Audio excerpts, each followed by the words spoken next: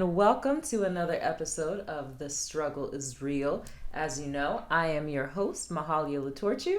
I'm Erik Francisco Medina, and my name is Ryan, and I'm the producer and sound engineer. What the? Oh, Ryan. Hey, man, give us some love. The behind the scenes people, give us some love, all right? We love the behind the scenes people, but you... What the? You're making it easy for us to bully you, Ryan, but we still love Ryan very, very... We do. They're so mean. They're so mean to me. It's just so easy. Wow. It's just, you're our Charles Boyle if this was Brooklyn Nine-Nine. Whoa. Okay, I'm out. You know what? See you later. Can I be Rosa Parks? I want to be. That's Rosa Diaz. Rosa Diaz. You said Rosa Parks. I was like, what? Wait, what? Right. It was Rosa Diaz. Who is Parks in that show? Nobody. Nobody. Oh, wow. I mean, Rosa Parks is amazing, so... Jesus. They both... I'm obviously Captain Holt. No, he's too cool Gina. for you. Wait, what? And Gina's too cool for you. They're both a mixture. No, I think you're just like Jake Gina. Peralta, annoying. How the frick am I like Jake Peralta? Annoying. Jake Peralta. All right, whatever. Y'all are just jealous. Whatever. Anyway. Rosa Parks. Rosa. Jesus. I'm tired, guys. I'm sorry. Anyway. We are so excited for today's interview. Today we are going to be interviewing artist, musician, actress, writer, Nasim, who is a good friend of ours who we met last year at a live table reading, and she's just amazing, so we can't wait to dive into the interview. But before we do that, of course, we have to do our topic of the day. So, gentlemen. Yes. Our topic of the day is sitcoms. Hey. Sitcoms. What is your favorite sitcom? Rosa Parks. Jesus. Eric, go take a nap. For me, I love Brooklyn Nine-Nine, even though apparently I don't know. Obviously. The name of the characters. I love Parks and Recreation. Oh, yes. So Yes, good. gotta love Parks and Rec. It has one of my favorite quotes ever. I'm Puerto Rican, I can do anything. Even No, though I'm the so episode she colorful? can. No, she does. She says, my mom is Puerto Rican, that's why I'm so colorful. But she also says in an episode. That's right, when she's doing the drinking thing. Obviously, she didn't do it, but still an amazing quote. Also, treat yourself. Treat yourself. I love that show. And another one that I really, really like is The Golden Girls. I think that The Golden Girls are amazing. Very good one. It's super funny and it's super, super ahead of its time. It is. It's just written spectacularly. And Sophia, it's one of the best characters ever. I love the clip of the guy singing it. Yeah, one of my... The guy singing the theme song. Yes, one of my favorite jokes is when Blanche says, my church is like a temple, and Sophia responds, yeah, it's open day and night and you let everybody in. Something like that. She's just amazing. But Ryan, what are your shows? Let's see. How I Met Your Mother. Okay, so there's a big debate about, like, are you team Friends or are you team How I Met Your Mother? Is it really? Yeah. I mean, isn't it? Because it's like you tell us. Yeah, no, it's a similar story, like where friends like gather at like a, for example, friends, they meet at a coffee shop, right? Right. For How I Met Your Mother, they meet at at a bar. Yeah. So it's like a similar concept. Okay. So it's like a different generation. So they're saying like, are you team Friends or team How I Met Your Mother? And you're team How I Met Your Mother. Hell yeah. At the beginning, I liked Friends. When I saw it again, I didn't like it. I never liked Friends. I team Living Single. Yeah. Team Living Single. People of color. If you didn't know, Living Single came out first. Hey, yikes! But I look up the history. Sorry, I just opened a can of worms. No, but I don't know. I never liked Friends, mainly because maybe I shouldn't say this. All right, say it. I did not care for the character of Rachel. I never cared for the character. That's controversial. I didn't. I can't articulate why that character bothered me so much as a child. She's kind of spoiled, right? I think that's what it was. You are Caribbean. We're both Caribbean. Stuff that she did, we would be dead. I think that's exactly what it is. Half of the way that she acted, I know if I acted like this, it would be a world of trouble for me. So I never liked her character. Yeah. I never liked her character whatsoever. I did like Ross. I thought Ross was funny. Chandler was hilarious. Joey was obviously, we all love Joey. I just did not care for the character of Rachel, so I'm not a big fan of Friends. It just wasn't really my cup of tea.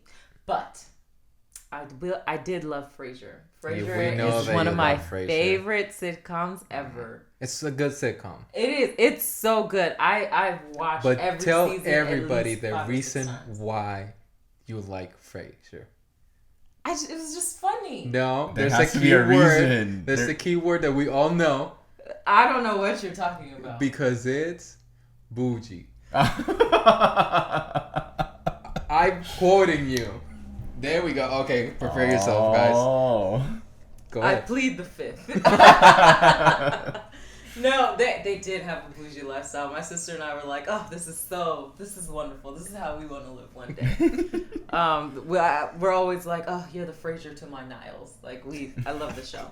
I also love Big Bang Theory. Oh, Big Bang Theory is hilarious. Super good. Like, the reason I love Big Bang Theory is, like, they use, like, intelligence, like... Yes, that's what it is. I have never found math and science so funny and so interesting. That's true. That's true. And I learned so much from watching the show. I was like, oh, look at me. Humor, now, why couldn't my chemistry teacher do this? Sciencey. Combined. Also, of course, Fresh Prince of Bel-Air. Yes. I've never seen that one. What the fuck? Okay, in my defense, I was living in Korea, so we didn't have, like, Prince of Bel-Air airing on, national TV. So... Ryan.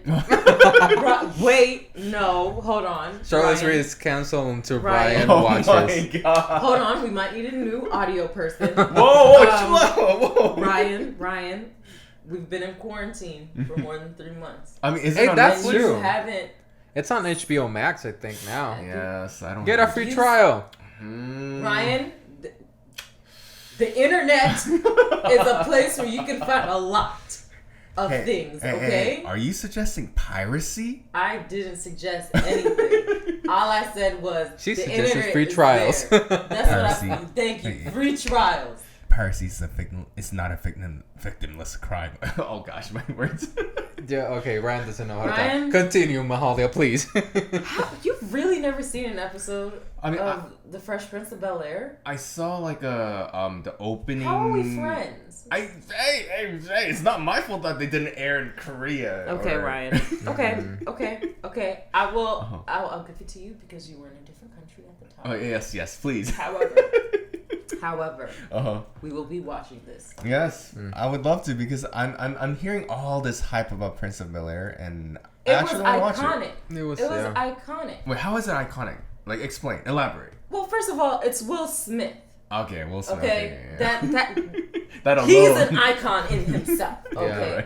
Yeah, right. You're right. Second, it's about a kid from Philadelphia who didn't grow up like in the best area, right? And then he goes to live with his uncle in Bel-Air, who is a judge. So they're rich. And the two worlds are completely different. And he's having to navigate this world that is new to him. Yeah. And for especially a person of color, it was so nice to see, we have rich black people on TV. Mm-hmm. Like, growing up, my shows were the Cosby Show with the Huxtables and the Prince of Bel-Air, because I was like, there's more to us than just living in the projects that Hollywood keeps pushing. Yeah, I see. Yeah, and it had an amazing episode. Yeah, it was the episode where Will and his dad. Yes, that episode. There was an episode where Carlton was pulled over for the first time. Mm-hmm. There was an episode. And he had to come to terms with what it meant to be pulled over, and his dad, as a judge, had to tell him, "Wake the fuck up," basically. Oh, that's so powerful. But it was still really funny. Yeah, that was the thing. Because it was so funny, it was so it was just so attractive. Yeah. Like Yeah. you didn't feel like people were force feeding you anything Yeah. at all. You just loved the characters. Yeah. I agree. Yeah. And let's see, other good sitcoms, definitely Sister. Oh It's my great. lord. So good. Tia Community. and Tamara Mori. Yes, it's so. Come on, Ryan. Ryan. Okay, we're just gonna Disney ignore Plus. Ryan. Disney Plus. Yeah, we're just gonna ignore Ryan. Watch Sister. Okay, it's about two twin sisters. They were separated at birth, met up like as teens, and so their parents decide to live with each other. So they're the way the twins can grow up together. Yeah. And it's hilarious. Yeah. Okay, we're just gonna continue Ryan and continue I naming. can't believe I'm having to The explain Raven. this. That's a Raven. So Okay, such a that good I show. watched. Community, it's amazing. One Day at a Time, Hispanic, Latino representation. It was on Netflix. I was on Pop TV. Amazing. Fresh off the boat. Fresh off the boat. That is amazing. hilarious. Kim- That episode where they were like, "What is this dishwasher?" I was like, is that my family? I was like, yes, immigrants, yes. Asian representation. Yes. Holla. yes. Kim's Convenience is on Netflix. yeah. It's love that show. Asian. Are they Korean? Yeah, I don't yeah, remember. they're Korean. Yeah, Yeah, they're Korean. They're Korean, and I've it's never a seen it. Canadian show. I think. Yeah, it's a And Canadian show. such an amazing show. You have Mom, which is amazing. It's with I haven't Allison. seen that either, but So I know good. what it. I've So seen good. the trailers. Alexa and Katie. It's more like family friendly, but it's a really, really good show on Netflix. It's super fun. Animated shows. I want to say one of my favorite show was Proud Family. Oh That was my amazing. god, the best. Yes. Amazing. Ryan, have you seen Proud Family? Oh, Ryan, you're fired. Don't talk You're to fired. him. You're Do not fired. talk to him Yes. anymore. Murphy my Brown. God. I like Murphy Brown. It's an old haven't show. seen Murphy it. Brown is good. Old shows that are also good are Shears. Ooh, 30 Rock. Dirty Rock is Okay, great. yeah. Designing Hilarious. Woman. It was a show here that was based in Atlanta, like the setting. And it was another good show that it's old, but there's a lot of good shows. Keenan a lot and of Kel. yes. Ryan. The Office. Come I'm gonna on. look away. I was like, oh, what is that? Jesus. Have you seen The Office, please? Oh yes, Office. Good, okay, I watched. okay. Parks and Rec. Yeah, you know. Unbreakable Kimmy Schmidt. It's kind of weird, yeah. but it's so good. Hilarious. She's just great. Hilarious. Yeah, I mean, we can be all day Yeah. dropping. No, I yeah. get. Yeah. Oh boy. Okay, but before we go, let's name one sitcom that we don't like, that everybody likes. Let's see. One Come on. sitcom that we don't like. Yes. What's yours? I know you have one, Eric. What's yours? Yeah, I really do not like Full House and Fuller House. Both shows. I have never seen Full House. I Full House. do not. I kind of liked. I can't like it. It's not. I- Let's as say a- I don't connect. As a kid, I watched it and I was like, oh, I kind of like this. Yeah, I But don't like it didn't really speak to me Yeah. because I guess it just wasn't my life. So like, Yeah. I didn't. Like, I could be entertained by it, and I thought Michelle, the little girl. The little was girl is funny. hilarious, but I just couldn't be there Yeah. and watch it. I didn't like Everybody Loves Raymond. I hated that show every time that didn't really pops up. watch it But like before that. you guys go, I need to quickly name drop an amazing show that just went one season. It was called Taina. It was on Nickelodeon. It was a Puerto Rican family, one Puerto Rican family. It was in the early 2000s. It was just one season, but it was amazing. Okay, Oh, go. I know what you're talking about, Taina. Yes, yes. because Such a great show. Sorry, I'm not a singer, but everyone would be like, "Oh, Taisha," which is my actual first name. Yeah. So people would like sing that. But yes, I I love love that Taina. show. It was Okay, go so ahead. good. Okay. Before I name what I don't like, I have to Also, give honorable mention. Yes. Schitt's Creek. Oh. I know you don't like it that much. I find it hilarious. David and Alexis are they're kind of so funny. Yeah. funny. Moira, that bitch is something else. I love it. I love it. I guess. I mean, I already said it. I just didn't like Friends. Yeah. Just not for me. Yeah. Not for me. I can't think of any other sitcom that I didn't really like. Yeah. Well, But yeah. Ryan? Hannah Montana. Sorry. You don't like Hannah I Montana? hated Hannah Montana. I mean, I've never seen it, but it's Hated just it. I mean, it was weird. Hated it. entertaining for Hated me. it. I watched Nope. it as a kid, Hated but it it. was entertaining. Hated it. Really? Hated it. Hated it. I was a kid in New York. So my New York accent was thick as hell. You know, growing up in a Haitian home, you know, the Creole accent was also there. So I had never been down south before, so the southern accent, it wasn't foreign to me, but it wasn't something that I was used to. So when I watched the show, I remember thinking the very first episode when it first aired, I was like, what the fuck is going? Somebody put the subtitles on. What the hell is she saying? And now you're in Atlanta, which is hilarious. I still don't care for Miley Cyrus. I was not a fan of her singing. Like there are country songs that I really like. So it's not a country thing. It's just I really don't care for her singing. There's not one Miley Cyrus song where I was like, yeah, sis.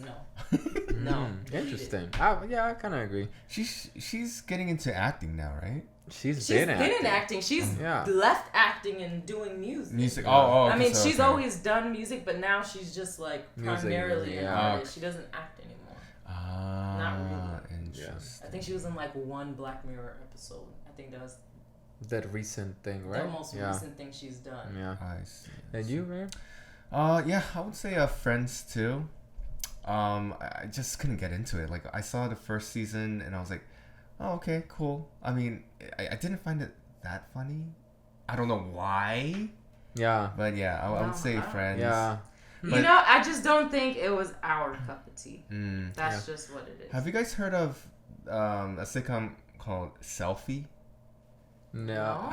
Kinda. Nobody knows this sitcom, but I loved it. Wait. Did it have the redhead girl? Yeah, the Karen Gillian or whatever from Doctor Who and Avengers Marvel. and shit? Yeah. Okay, I watched the trailer, but I did not see the show. Okay, because I really liked the show, but they canceled after season 1, I believe. So interesting. It was sad to me because it had a Asian lead actor, and I was like, oh, what was his name again? John Cho. Yeah. John Cho.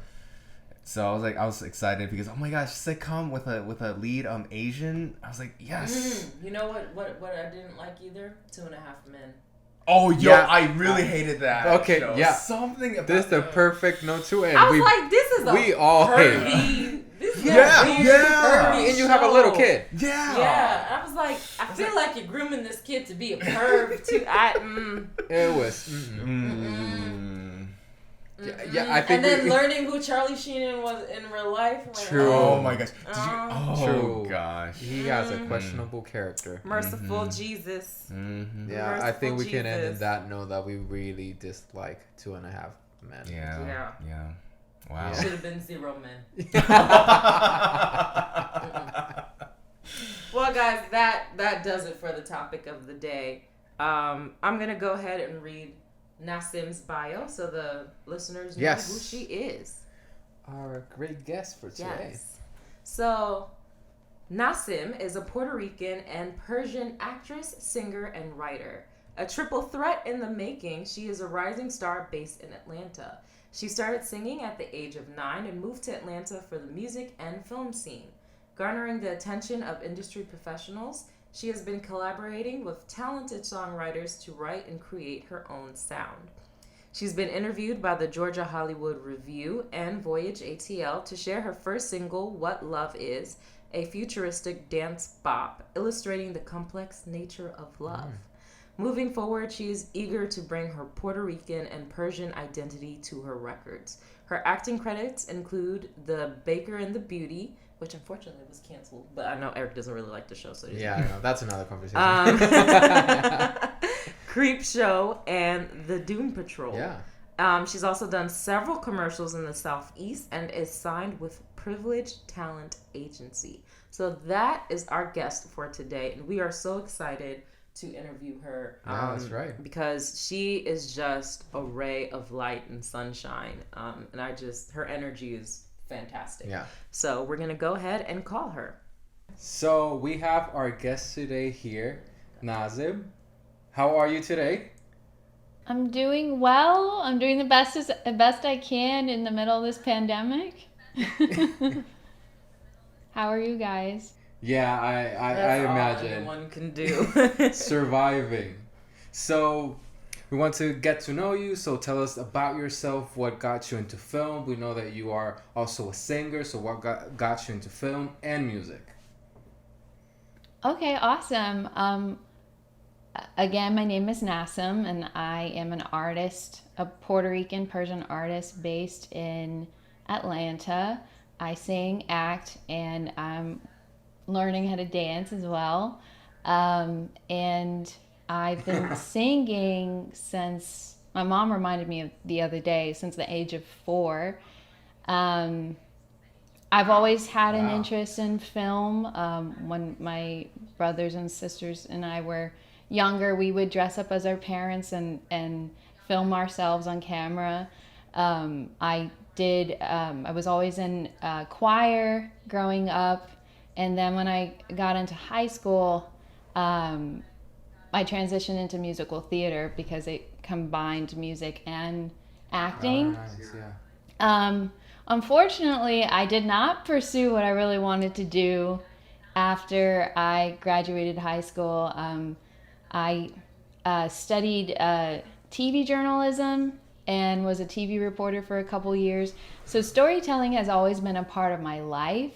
Wow. You're Yeah. talking to two journalists Yeah. here. We both got a degree. I said, you're talking to two journalists here. We both got our undergrad degrees in broadcast Yeah. journalism. Really? And then decided To somewhere go along into the line film, yeah. to get a master's in film. Yeah. Wow. Well, I actually enrolled in a documentary film program, a master's program, a few years ago. I was thinking, well, you didn't really like TV journalism because the stories were fleeting. You couldn't really, and everything was negative, and I wanted to tell different stories. Yeah. But I still wasn't satisfied in school. And one day I saw this video of this guy talking about what people had regretted in life. And he said, it's not the things that you did do, it's the things that you didn't. And so for me, Yeah. like, that brought a lot of things up to the surface. And I also had like a prophetic dream with Lin-Manuel Miranda, and just Yay. just through a lot of prayer and just like soul searching, I decided I can't continue this program. I can't be here for another 2+ years when this isn't really what I want to do. So I said goodbye to my scholarship. And I dropped out of school. Initially, I only desired to pursue music. I really hadn't thought about film and television. But then I took a on-camera acting class while I was in North Carolina. My documentary film program was at Wake Forest University. So I went to an on-camera. Wow. I went to an on-camera. My cousin goes there. Yeah, I mean it's a good school, obviously. Yeah. But for some reason it just wasn't for me. When I went into the acting class, I caught the acting bug, fell in love with film and television, like the narrative side of filmmaking. And I decided that film and television would be a great way to build my confidence and also build an audience as an artist. So that's kind of how I was thinking about it. And a lot of people have thought I was crazy because they're like, you do know acting is hard. I'm like, I know. But that's extremely strategic. Right. I was like, I know acting is hard, but it'll give me more credibility as a musical artist. That's kind of how I saw it. And also I've struggled with confidence like my whole life. So film and television was like, in terms of like singing. So film and television was like, well, you don't have to sing in front of anyone. Like, you can talk. That's easy, you know? So, anyways, I decided, like, my husband and I, we wanted to move to LA, but it just didn't work out. He was unable to get a job there. It was like trying to go from East Coast to West Coast, you know, with no connections. So we decided to move to Atlanta, because all of the people in that acting class I was in would drive 5 hours down to Atlanta. And I was like, what are you guys doing? Wow. Why don't you just move to Atlanta? But everyone felt like, well, we have to keep training and training and training. I was like, listen, I don't have my whole life to train, so I'm moving this year. And plus, there's acting studios in Atlanta. So I moved to Atlanta. I started training at the studios here. I also started training at Jan Smith Studios. They're awesome. They're a music studio. The owner actually was Justin Bieber's vocal coach for a long time. Wow. And I train under one of the vocal coaches under her, Heidi Higgins. She's great. So yeah, Atlanta has just been like a great place for me to build my resume in terms of like filmmaking. So I've been in like I've guest starred in Creepshow. I've been a co-star in DC's Doom Patrol, which is now on HBO, and I had a small scene in ABC Baker and the Beauty. It didn't make the cut, but that's okay. And then I've done like some commercials in the Southeast and independent film, and I finally released one of my first record, What Love Is, in April. So now I'm just That's amazing. Yeah, I've heard the song. I've heard the song and I love it. It's so good. Thank you. I really appreciate that. I worked hard. You're welcome. Hey, imagine. That's crazy. Yeah. So tell us about Abuelita. Did I say that right? Yes. I have to double check my Spanish. Okay. Abuelita. Abuelita. Tell us a little bit about that, because we, for the viewers who don't know this, Erik and I attended a live table reading at Aru Brothers Studio, and that's how we first met Nasim. And she did a live table reading of the movie that she wrote, and it was absolutely beautiful. So tell the viewers what your movie is about and how that kind of came to fruition. Sure. So I wrote Abuelita because of several reasons. I wanted to write a story that would increase Latino representation on screen. I wanted to shed light on some of the struggles that Puerto Ricans faced in the aftermath of Hurricane Maria. And I like to write. You know, I don't write every day, but I do like to write. And that's probably because of like my journalism background. And just to give you a little background on the story, Abuelita tells the story of a Puerto Rican woman who must confront her darkest fears before she and her cousin can bring their ill grandmother home safely. So it's a psychological thriller. And there's so many statistics that show that we are not represented in Hollywood, and like when it comes to co-leads and leads, it's like a fraction of the percentage.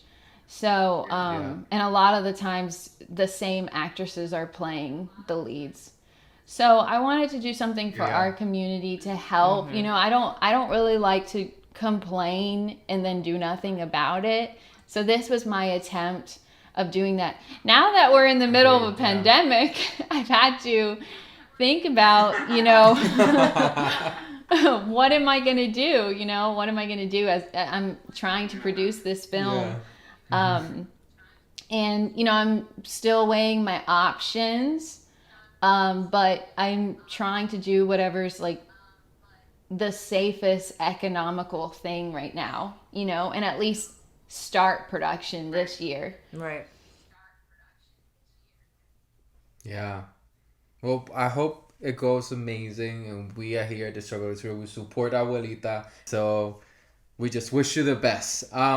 So you mentioned that you were Persian and Puerto Rican. So Boricua, hermana, that's great. But we wanted to ask you how your culture affects the way that you perceive film and television.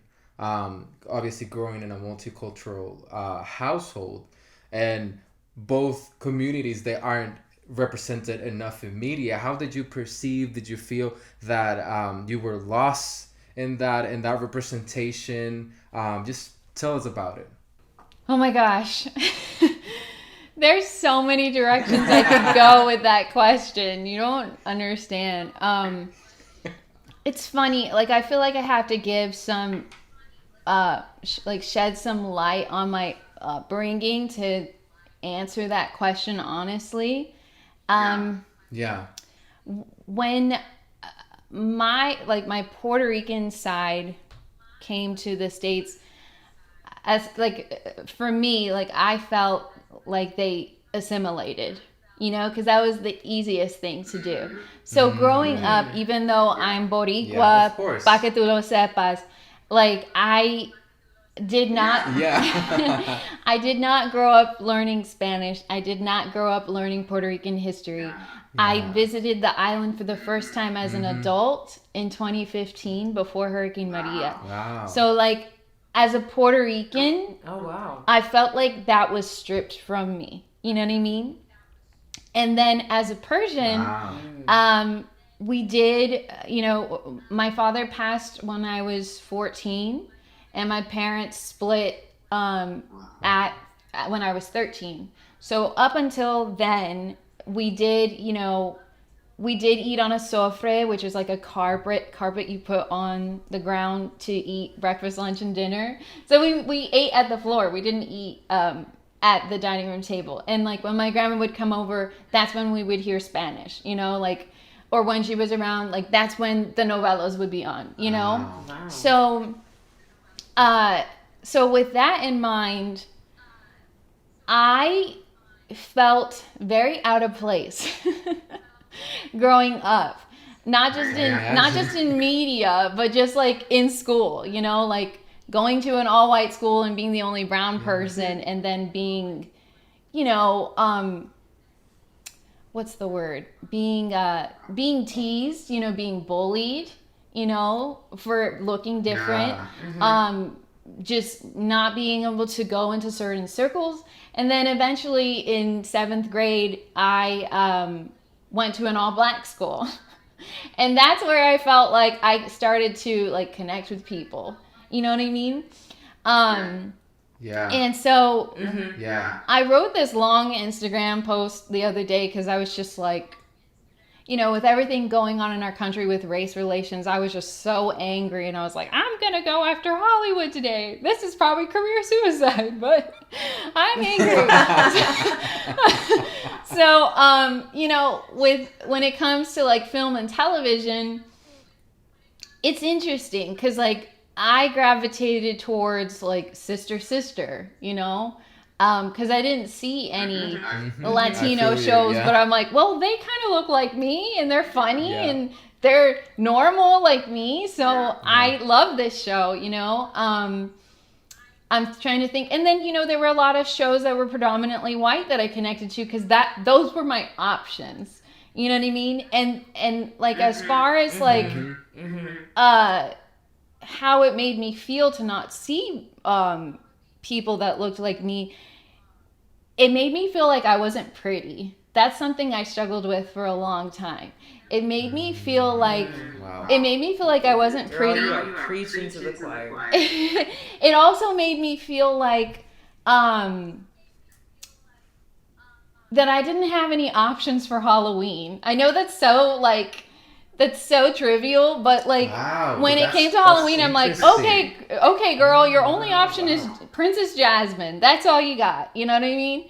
And it was frustrating because it's like, well, and even with like musical theater auditions, I was like, oh crap, the only role I can audition for is from Mana La Mancha and this other one from Bye Bye Birdie. Like those are my only options, you know, and like everything else I'm not allowed to play these other roles, you know what I mean? So I felt like it was hard on my self-esteem, you know?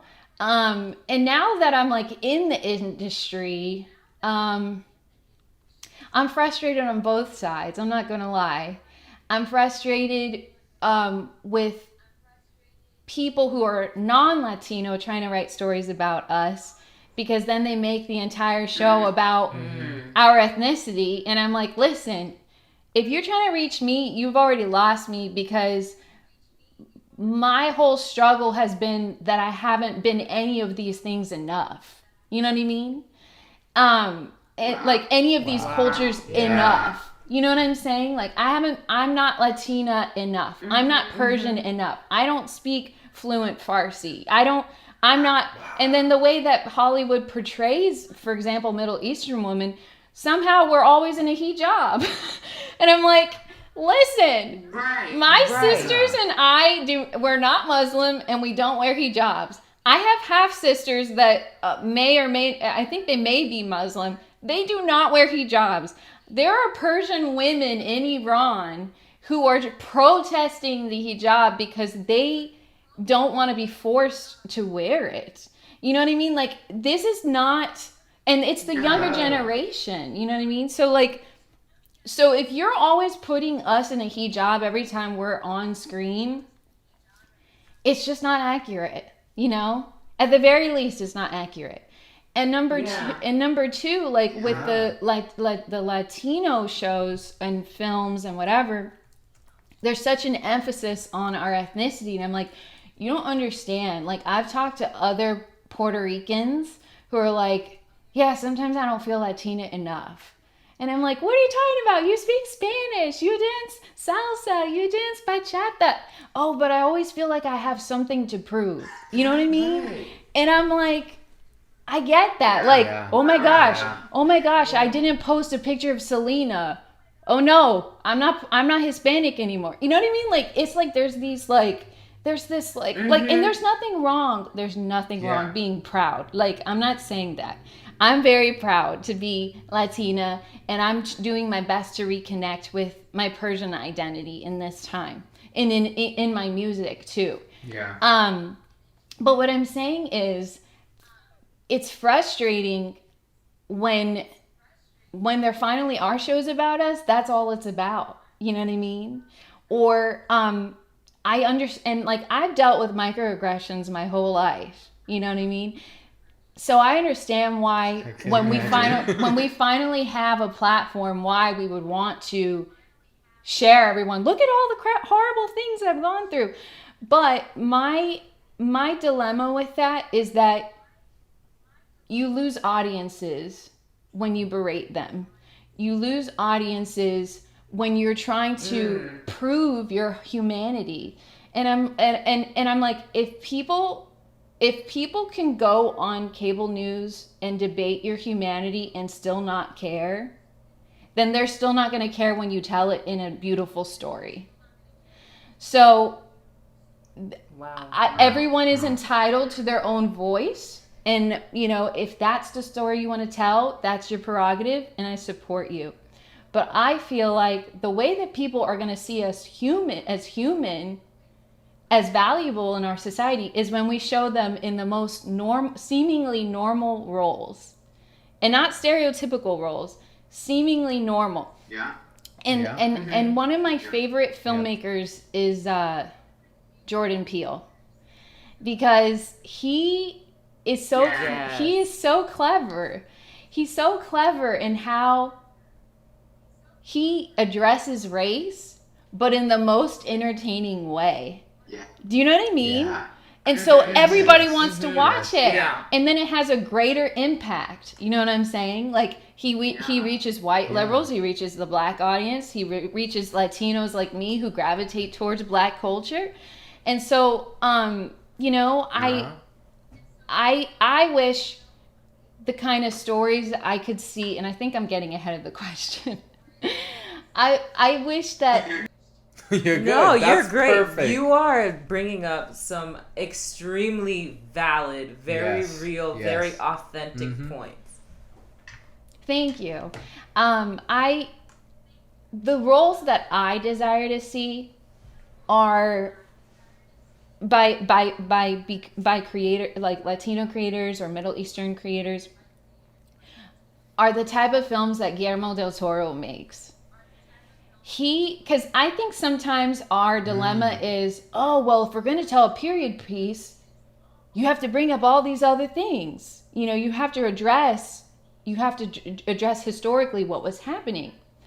And while that's true, it's also true that you can make a fantastical period piece. You don't have to tell a period piece that is historical to like the United States. Yeah, Right. accurate. You know, Game of Thrones is a period piece, but it's not real. You know what I'm saying? Like, Exactly, right. yeah. the shape of water is a period piece, but it's not real. So is what's it called? Pan's Labyrinth. It's a historical period fictional period piece. And I'm like, we're in the business of making stuff up. You're telling me you don't have the imagination to make a period piece where we can be included in it?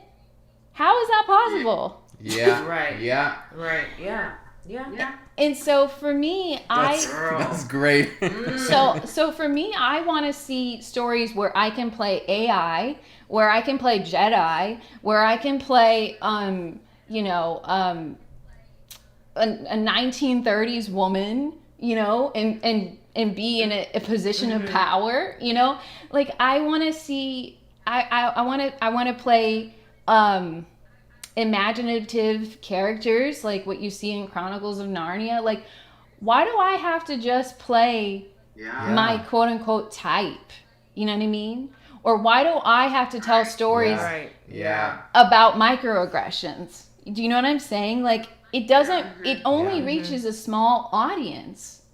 It only reaches people that agree with me. And then it perpetuates this problem that Hollywood says, well, your stories don't sell, so that's why we can't tell them. And I'm like, no, but if you would only put us in a different role and in a non-stereotypical role, it could sell.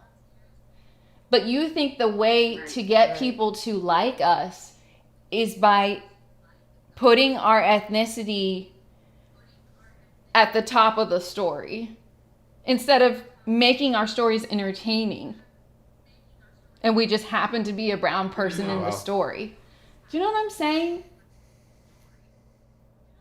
Yes. We get it. Can I add one thing? Can I add one thing? We agree with all of your answers. Oh, that's so nice. Go ahead. The other person I really look up to, and I think it's funny that he was the one in my dream, Lin-Manuel Miranda. Lin-Manuel Miranda is a genius because Hamilton literally reaches every audience. He takes a medium. It does. He takes a medium. He takes hip hop, a medium that Black people cherish, and he takes the story of our founding fathers, and he tells the story in how America looks like today. That reaches Black people, that reaches white people, and that reaches Latino people. And so I'm like, okay, that's genius. And so he's paved the way for his career, and then he got like pinned for Moana to write the music for that. And that's a beautiful film that demonstrates culture. You know, I think Samoan culture, if I'm not mistaken. But the thing is, even though the culture is in there, it's the storytelling that people are attracted to. You know, this woman, this young lady on this like journey, you know, to like fix what's going on, you know. It's been a while since I saw Moana, so I don't know the like actual synopsis. But No, she's fine. She's trying to save the island from the darkness. yeah, she's trying to save the island. Exactly. There we go. She's trying to save the island, and you see how beautiful this island is, and it's in the music, but the thing is, it's the conflict that she goes through, and it's the her humanity and the human condition, that little kids and adults, parents connect with, So anyways, I just wish that we would do a better job. And when I say we, I mean like Latinx creators and Middle Eastern creators, or just people of color. I wish we would do a better job at telling the stories that we want to see ourselves in. But I think because we're so frustrated with the way that we're treated in this country, that we instead tell the story of our microaggressions, and Keegan Key, he said something the other day. I was watching him in an interview, and he said how he got stopped by the police one day, and the police officer like immediately recognized him and was like, "Oh my gosh, you're from Key and Peele. Oh my gosh, I love that show." And da da da da da. And like Keegan was saying, like, this guy saw my humanity because I made him laugh, because I entertained him. And I know that's such a low bar to have to be seen equal in this country, but that's how you reach people. You know what I mean? When they see you as someone that holds value to their lives. You know what I'm saying? When they see that, oh wow, he's a real person. You know what I mean? I connected to him because he made me laugh. You know what I'm saying? So anyways, I just wish that we would do that. Yeah. Yeah. Oh, wow, yeah. Wow. You bring up a very, very valid, very interesting point.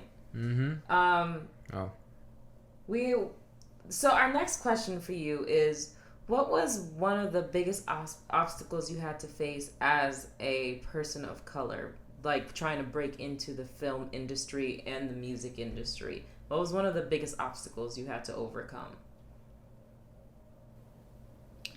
Honestly, fear. I had to overcome a lot of fear. Fear of failure, fear of rejection. I had to learn how to believe in myself, and how to react when I'm told no, and I had to learn resilience. You know what I mean? Because you hear no a lot in this industry, and I think everyone struggles with this at some level, like not knowing if you're enough. Like, well, am I talented enough? Am I pretty enough? Am I a good enough writer? Am I a good enough singer? Am I a good enough whatever? Am I enough? And I feel like a lot of times as artists, yes, we do, as artists of color, we the odds are stacked up against us, but at the same time, just on like on a human level, I think we put a lot of stuff on our heads, and we don't even let ourselves start, and I think once I started studying the careers of some of the artists that I admire, like Jennifer Lopez and Janelle Monáe, Lady Gaga, I realized it's not about being perfect. It's not about being the best. Like, art is subjective. You know what I mean? You might be someone's cup of tea, and you might not be another person's cup of tea. But that doesn't mean that you're not enough. And that doesn't mean that you can't succeed. Because there are some people that you're like, why is that person where they're at in life? They don't make me laugh. Right. They don't. No, yeah, I don't like their definitely said acting. that about some people. You know what I'm saying? Like, what? You know what I'm saying? So I think it just goes to show that you have to, like, at the end of the day, you have to believe in yourself and work hard and not give up. Like, those are the three, factors to success. Or at least that's what I've noticed from the people that are successful now.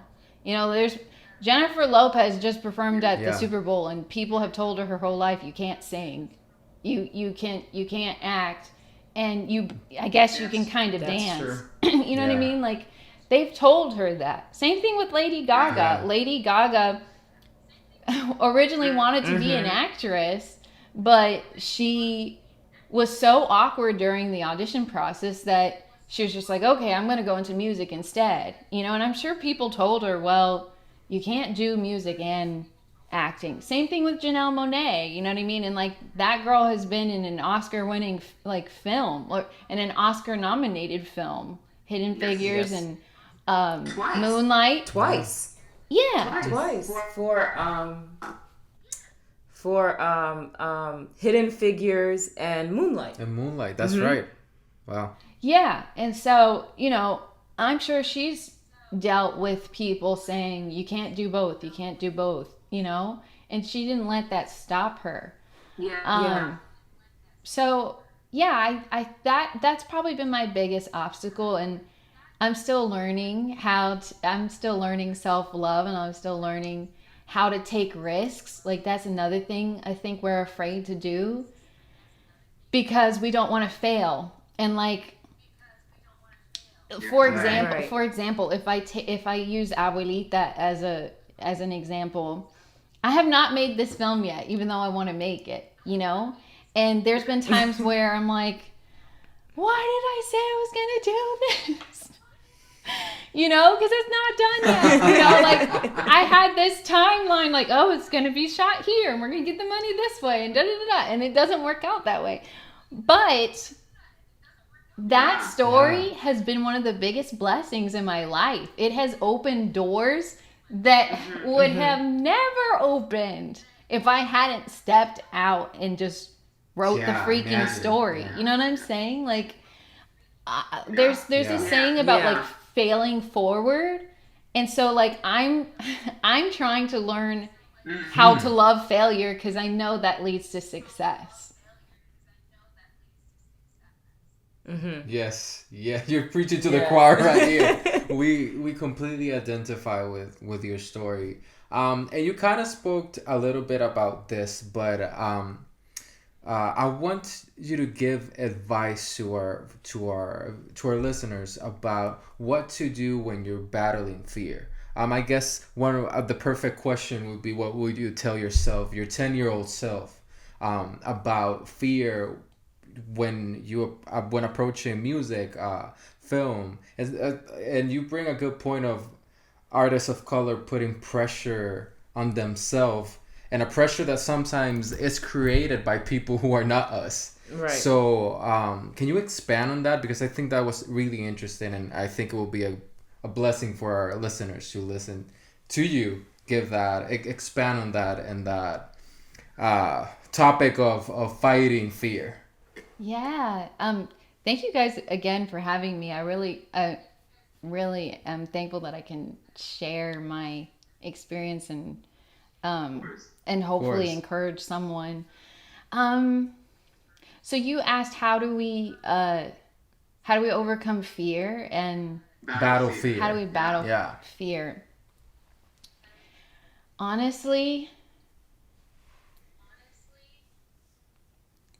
we only have one life to live. And if we are so controlled by what other people think, that's not going to be a happy life. Yeah. And for me, I know why I'm doing this. You know what I mean? And people have to figure out, why are you doing this? I do this because I enjoy it. You know what I mean? No one is forcing me to be an actress or a singer. I'm doing this because I want to, and I'm doing this because I think the best version of myself would be someone who makes it in this industry, because I have to deal with rejection and not let that affect me psychologically. Like, I'm saying this industry, as dark as it is, it makes you a stronger person. You know what I mean? It makes you resilient. It makes you resilient. It sure does. Like, if you want the best version of yourself, join the film industry, join the music industry. You know what I'm saying? Like, you know, and I want to get to a point where I can, like, encourage people and tell them, like, if I was able to do it, you can do it. You know what I mean? So I think to overcome fear, you have to ask yourself, well, why is the fear in the first place? Why is it there in the first place? Are you telling yourself you're not good enough? Are you telling yourself that, are you making up excuses that it's not the right time? Are you making up excuses that, you know, whatever we tell ourselves so that we don't start? You have to, we have to get to the root of that fear and tell ourselves, like redefine failure. Like, we have to redefine failure and tell ourselves that it's a learning process. You know what I mean? Like, we have to be kinder to ourselves, because when you're learning, I don't know, when you're a little kid and you're learning English or you're learning Spanish or whatever, like, your parent doesn't beat you up because you used the wrong contraction or you used, you know what I'm saying? Like, it's a freaking new language. Like, you have to be kind to yourself. You don't know all the answers. And I feel like with this industry, one of the reasons why people are afraid to go after what they really want is because they don't want to fail, because they don't have all the answers.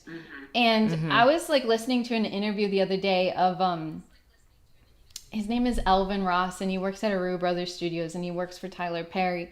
And he was I was like, oh my gosh, I can't believe he's saying that. He was saying, oh yeah, I was helping Tyler Perry when he was failing. And I said, what? Tyler Perry failing? He's like, oh yeah, when he was failing, like, it was bad. I was like, oh my gosh, he's your boss. So, but that's the thing, like, Tyler Perry was, like, filming himself in these plays and building his audience, like, the best way he knew how. And yes, he was. People weren't on board with that, and people are still not on board with that. You know what I mean?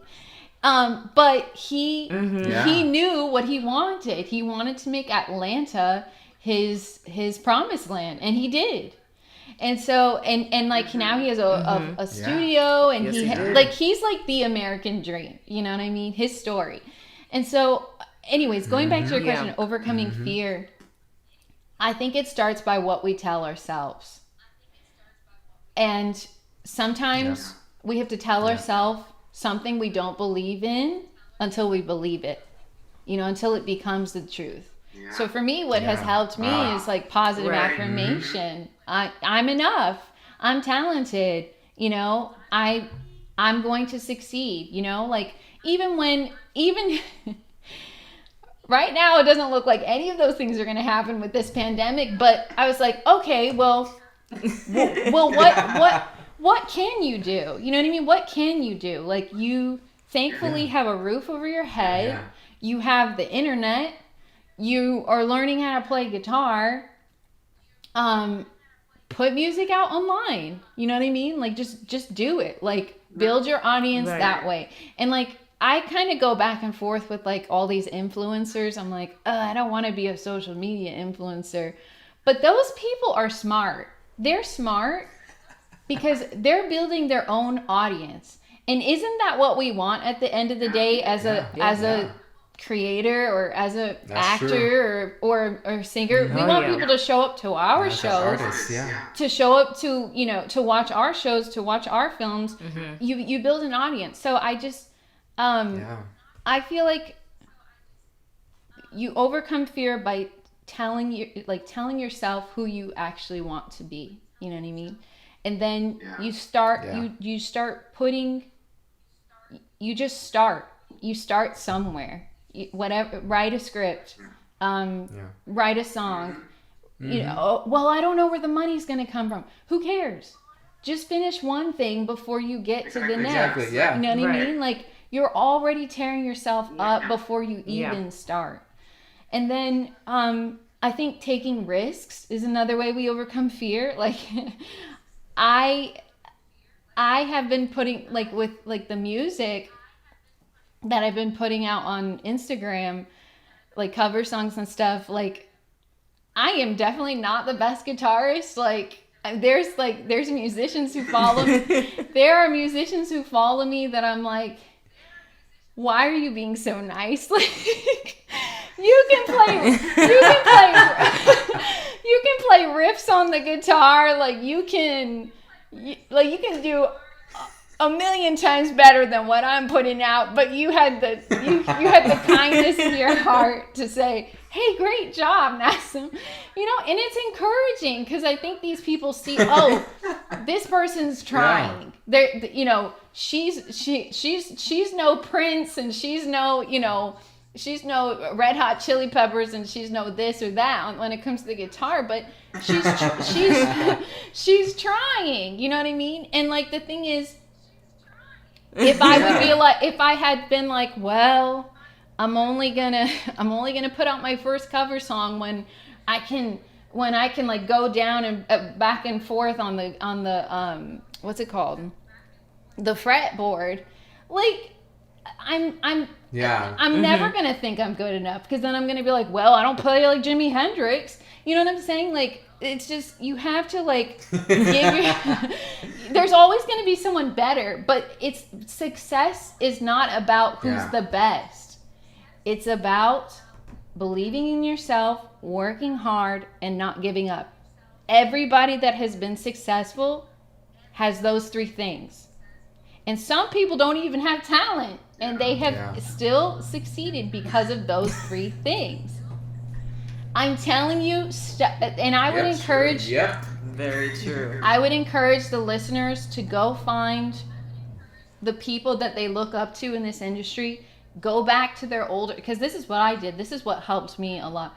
Go back and find the older interviews of Tyler Perry struggling. Go back and find the interviews of Jennifer Lopez saying... Yeah, I did not love myself, and I didn't think I was good at anything because I let all these outside voices tell me who I am. Like, go back and find Lady Gaga saying I was awkward AF, you know, in an interview. Like, you know what I mean? And now this girl has an Oscar. Yeah. Like, it'll encourage you, and then you'll see, like, oh my gosh, these people are not that much different than me. You know? But yeah, those are the three things I would say to overcoming fear. I don't remember the second part of the question. I'm sorry.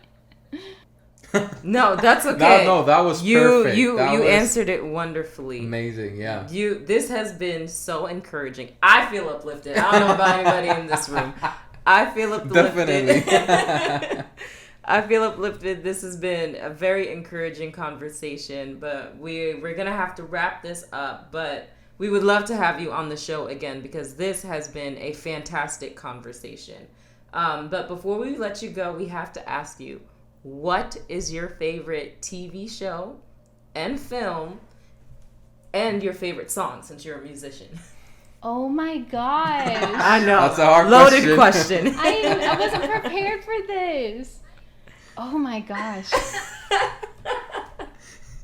Wow. Don't worry, nobody's prepared for that question. Yeah. We've never had a favorite one. We always try to push all of our guests to answer.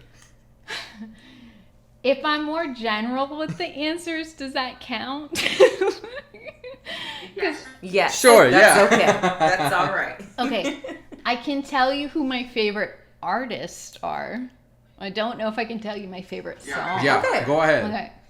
My favorite artists of It's all okay, time are Shakira and Coldplay. Those are my favorite. I love their songs. I love most of their songs because they Yeah.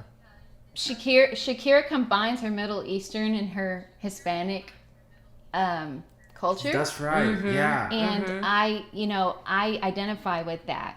And her music's great. And she's a great dancer. She's a great performer. Coldplay is also great because they're wildly entertaining. I haven't had the opportunity of going to one of their shows, but I've watched documentaries of their shows. Wildly entertaining. Both of those artists are Super Bowl artists, Super Bowl artists, and their music's very deep. Coldplay's music's very deep. Like even with everything going on in the country, they have a whole album that talks about race in such a beautiful, delicate way.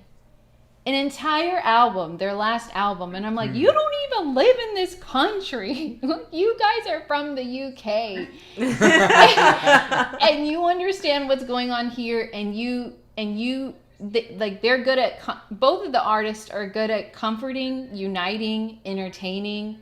And I love that about them, and it's all in their music. Favorite film? Gosh. Can I say top 5? I don't know. It's not there's no order. Go for it. Go ahead. That's all right. I understand you. Yeah. I love Pan's Labyrinth. I love Parasite. Yeah, that's a good one. I love Joker.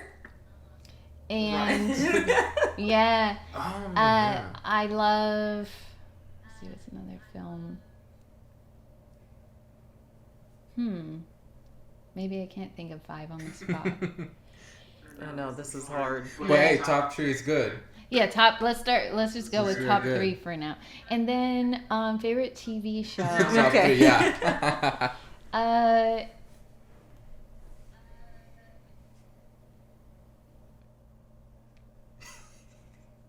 It's tough.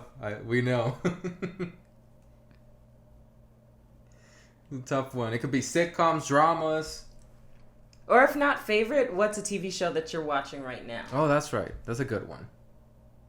Okay. That's a good one. I just finished season 2 of Homecoming with Janelle Monáe. Season 1 was very slow, and Oh, is that on Oz? I haven't seen it's on it Amazon yet. Prime. Yeah, that's on Amazon. Right? Yeah, season 1 was very slow, but even though it was slow, I still liked it because it was so mysterious. And season 2 was the complete opposite of season 1. It was like there was a lot of urgency, there was a lot of like high stakes, and Janelle Monáe was really interesting to watch. I liked that show, but I don't know what's my favorite show. I don't know. That's okay, but That's that was all a great right. answer. A great answer. But before we go, Nasim, it was again a pleasure to have you. Can you drop your social media so our listeners can follow you? Yes, thank you for having me.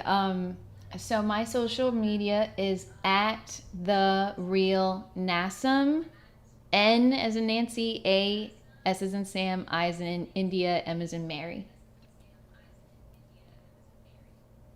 Great. Awesome. Thank That's you awesome. so much, Nasim. It was a pleasure talking to you.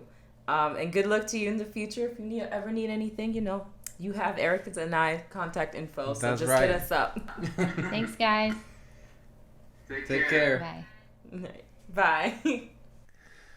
Well, guys, this is the end of our show. Nasim was amazing, right, guys? Amazing. She was just great. I told you guys she was a ball of energy and enlightenment. Yeah, it was great. I hope that you guys learned from her. She just gave us amazing tips, and I, like Mahalia said, we feel encouraged. We feel like we can feel take the entire uplifted, encouraged. industry. Yeah. So thank you so much for tuning in. So keep liking our videos, leaving great reviews, peace, positive reviews. DM us in social media if you have any topic ideas and anything that you want to talk. That you want us to talk in the show. And yeah, subscribe. Like Mahalia said, subscribe. Yes, subscribe. Because the more you guys subscribe, that helps us help our channel grow. That's so right. we can help do more stuff for you. Also, don't forget to check out our merch store. Purchase your Struggle is Real paraphernalia. Get you your baby bib, dog bandanas, mugs, hats, t-shirts, anything. Something. Just support. That's right, guys. Any last words, guys? Ryan? Keep creating, and you do you, man. You were trying to Yes. be deep, but it didn't happen, man. You tried. Keep creating and conquer your fear. There you go. Didn't you learn anything from Nasim? Oh, okay. You know what? You're right. She brought great tips, and you didn't. Don't be like Ryan. Oh my God. Learn, And guys. don't be like Ryan. I hate you guys. He loves us. All right, guys. Thank you so much for joining us, and we'll see you next time. Bye. Take care, guys.